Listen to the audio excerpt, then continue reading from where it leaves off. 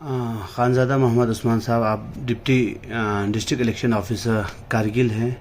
तो हमारा जो इलेक्शन का प्रोसेस अभी फिर से शुरू हो गया है, LHDC 5th LHDC election process. तो क्या प्रिपरेशंस है सर, आपने कितना तैयारी किया है सर? शुक्रिया आपका। जैसे आपको पता होगा कि इलेक्शन का नया नोटिफिकेशन जो यूटी एडमिनिस्ट्रेशन ने 7 सितंबर को इशू किया। इस ज़िमन में नॉमिनेशन स्टार्ट हो गए 9 सितंबर से और नॉमिनेशन चलती रहेंगी 16 सितंबर तक, जो लास्ट डेट है नॉमिनेशन का। उसके बाद स्क्रूटनी होगा 18 सितंबर को और 19 और 20 विड्रॉल होगा और 20 लास्ट डेट है विड्रॉल का। फिर 4 अक्टूबर को पोलिंग होगी और 8 अक्टूबर को काउंटिंग होगी एज पर शेड्यूल जो नोटिफिकेशन में आया है। वो सारा प्रोसेस बिफोर 11 अक्टूबर कंप्लीट करना है। तो इस ज़िमन में जो फर्स्ट रैंडमाइजेशन ऑफ EVMs वो भी हो चुका है। FST जो ऑलरेडी कार्ड शूट हो चुकी थी वो काम कर रही है दोबारा से फील्ड में। RO जो लगे हैं हमारे ROs वो अपने स्टेशन पे नॉमिनेशन का प्रोसेस कर रहे हैं तरीके से, और बाकी जो तैयारी है वो भी हम अपने लेवल पे कर रहे हैं। अभी तक नॉमिनेशन कितना आ चुका है सर टिल डेट? देखिए, कल शाम तक का मैं डेटा आपके साथ शेयर करूंगा। कल शाम तक 37 नॉमिनेशन टोटल में पूरे डिस्ट्रिक्ट में 26 कॉन्स्टिट्यूएंसीज में आई थी। 37 नॉमिनेशन। तो उस्मान साहब, इस बार EVM LHDC इलेक्शन में इंट्रोड्यूस किया आप लोगों ने, तो EVM का प्रोसेस बीच में कुछ इस पे ऑब्जेक्शंस भी क्रिएट किया था। तो क्या होगा सर, थोड़ा हमारे देखने वालों को, सुनने वालों को अब ये थोड़ा एक्सप्लेन करेंगे EVM का प्रोसेस क्या होता है और सिस्टम क्या होता है? देखिए, आपको पता है कि जो लद्दाख ऑटोनॉमस हिल डेवलपमेंट काउंसिल एक्ट का इसमें अमेंडमेंट हुई है 2020 में, और अमेंडमेंट के हिसाब से EVM से इलेक्शन कर सकते हैं इसमें। तो इसमें इलेक्शन अथॉरिटी ने M2 टाइप EVM अप्रूव कर दिया है। और लास्ट टाइम ले इलेक्शंस जो 2020 में हिल डेवलपमेंट काउंसिल इलेक्शन हुए थे वो भी इसी EVM से हुए थे, और 2022 में वहाँ पे एक बाईपोल भी हुआ था एक कॉन्स्टिट्यूएंसी में, और वो भी इसी M2 टाइप EVM से हुआ था। बहुत ही सेफ मशीन है। इसके कुछ टेक्निकल फीचर्स मैं आपको बताता हूँ। एक स्टैंड अलोन मशीन है, बिल्कुल अलग से मशीन है जिसमें कोई बाहर से हैक करने का कोई सिस्टम नहीं है, बिल्कुल सेपरेट मशीन है। एक सिक्योर डेवलपमेंट और मैन्युफैक्चरिंग, इसका मैन्युफैक्चरिंग एक बहुत आला तरीके से किया जाता है। एडवांस्ड एनक्रिप्शन फीचर्स है, जो इसमें जो सिग्नल जाते हैं वो सारे एनक्रिप्टेड होते हैं। हर प्रेस ऑन करने पे अपना जो सेल्फ डायग्नोस्टिक फीचर है इसमें, कि अपना बैटरी बताता है कितना है, बाकी फीचर्स अपने बारे में खुद बोलता है। इसमें no radio frequency transmission reception और ट्रांसमिशन कैपेबिलिटी है, मतलब जो रेडियो फ्रीक्वेंसी न ये रिसीव कर सकता न इससे बाहर जा सकता है। उसी को हम जैसे पहले भी मैंने बोला, बहुत सेफ है। एक स्टैंड अलोन मशीन है, वन टाइम प्रोग्रामेबल है और डायनामिक कोडिंग है। ये कुछ टेक्निकल फीचर्स है, इसके बारे में आप खुद भी मतलब जान सकते हैं, जो पढ़े लिखे लोग हैं या बाकी लोग भी हैं जो इलेक्शंस में जिन्होंने काम किया उनको इस बारे में बहुत पता होगा, और इंटरनेट से भी इसके बारे में जानकारी है। और हम सब की भी ये जिम्मेदारी है एज ऑफिसर्स, एज सिटीजन्स और जो बाकी स्टेक होल्डर्स है, कि लोगों को अगर कोई इस बारे में कोई मिसकंसेप्शन है उसमें बेफिक्र रहे, ऐसा कुछ नहीं है। और बाकी इसके बगैर भी हम मॉक पोल करते हैं। FLC के टाइम में जो इन मशीन का FLC फर्स्ट हुआ जुलाई फर्स्ट वीक में, उस टाइम पे भी हमने इंटीमेशन दी थी पोलिंग पार्टीज को रखने के लिए।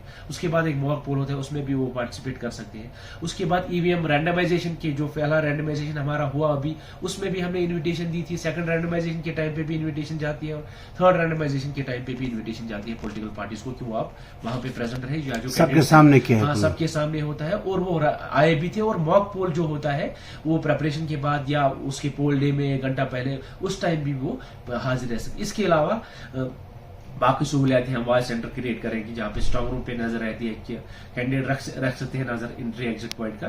तो एक कुल मिला के मकसद यही है कि प्रोसेस को एक साफ और शफाफाना अंदाज में कंडक्ट किया जाए, इलेक्शंस और पोलिंग को free and fair and transparent manner में किया जाए, ताकि लोगों का जो इत्मीनान है, लोगों का जो विश्वास है इस सिस्टम के साथ वो बना रहे। और जैसे करगिल के लोगों को पहले भी इस सिस्टम के साथ उन्हें खुद भी कंट्रीब्यूट किया इस सिस्टम को आगे बढ़ने का, और इसके साथ मुतमईन भी रहे और इंशाल्लाह आगे भी मुतमईन ही रहेंगे। तो पोलिंग को स्मूथली और फ्री एंड फेयर करने के लिए CCTV का कोई रोल है कि नहीं सर? देखिए, कुछ पोलिंग स्टेशन आइडेंटिफाई किए हमने।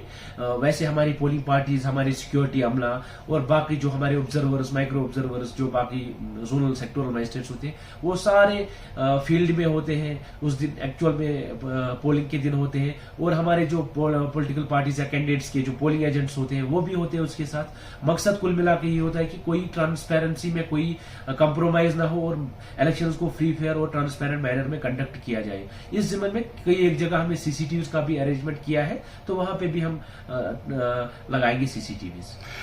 उस्मान साहब, पहले जो प्रोसेस था वो अभी मतलब आज ख़त्म होके 2 दिन हो चुका होता। अगर सिस्टम में पहले अगर हमारा इलेक्शन जो पहले नोटिफिकेशन के हिसाब से होता, अब हमारा 1 महीना और डिले हो चुका है।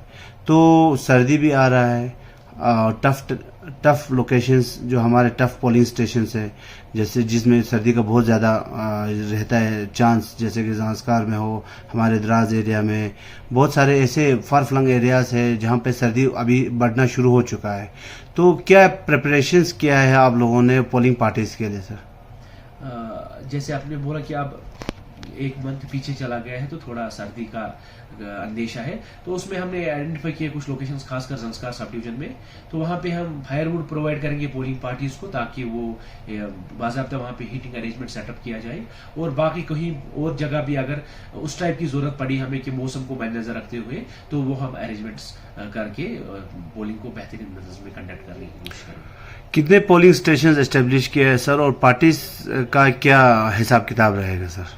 हमारे पास इस टाइम 278 पोलिंग स्टेशन है और हर पोलिंग स्टेशन में हम 4 नफरी विदाउट सिक्योरिटी को एक्सक्लूड करके 4 नफरी अमला हमारा रहेगा। और ये कुल मिला के 1112 लोग बनते हैं और 25% रिजर्व करके हम ये 1390 लोग हमें पहुंच रहे हैं। उसका पूरा प्रोसेस रैंडमाइजेशन के बाद ही होता है सॉफ्टवेयर के जरिए से, किसको कहाँ जाना होता है एंड तक पता नहीं होता है, ताकि इसमें कोई अंदेशा न रहे कि ट्रांसपेरेंसी कहीं भी। उस्मान साहब, क्या मैसेज देंगे सर करगिल की आवाम को एज एन इलेक्शन अथॉरिटी? आप हमारे आवाम को क्या एश्योरेंस देंगे इस 5th LSGC इलेक्शन से रिलेटेड सर? आवाम से मेरा यही मैसेज रहेगा कि election authority deputy commissioner Kargil जनाब श्रीकांत बाला साहब सूसे की क़यादत में इलेक्शन जो खुद मॉनिटर करते हैं हर रोज इस चीज़ को, और बाकी स्टाफ की कोऑपरेशन के साथ, बाकी टीम की कोऑपरेशन के साथ, चाहे हमारे सिक्योरिटी का अमला हो, चाहे सिविल ऑफिसर्स हो हमारे, चाहे हमारे कैंडिडेट्स हो, चाहे हमारी जनरल आवाम है, उन सब की कोऑपरेशन से इलेक्शन एक स्मूथ प्रोसेस में जारी है अभी तक, और आगे भी इंशाल्लाह यही उम्मीद है कि इलेक्शन स्मूथली कंडक्ट होगा। और मेरी सबसे यही रिक्वेस्ट रहेगी, आवाम को खास कर मैसेज रहेगी कि आप लोगों ने पहले भी यहाँ पे इलेक्शंस में पार्टिसिपेट किया है और बेहतरीन काउंसलर्स फराहम करने की कोशिश इस बार भी आप करेंगे। और जो गाइडलाइंस है, MCC है, बाकी जो रूल है इलेक्शन के, उनके दायरे में रहकर अपनी कोऑपरेशन एडमिनिस्ट्रेशन के साथ करके इस इलेक्शन को एक बेहतरीन तरीके में पाए तक मिल तक पहुंचाएंगे।